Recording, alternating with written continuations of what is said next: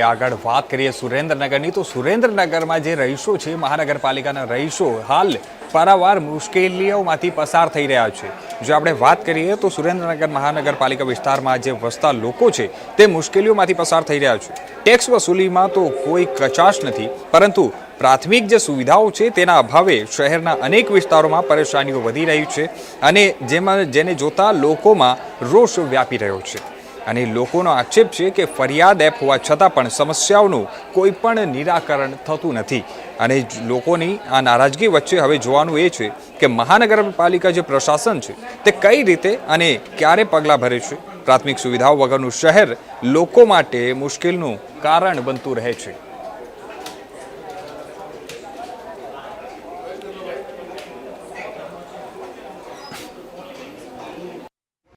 માવજીભાઈ ચૌહાણ મહાવીર કોલોનીમાં રહું છું અને આ અહીંયા 15 પરિવાર રહે છે અને આ જુઓ તમે, આ બધું પાણી ભરાય છે, ઘરમાં પાણી અંદર ગળી જાય છે, રોગચાળાનો મોટો ભય છે, સાંજે મચ્છરા તોડી ખાય છે।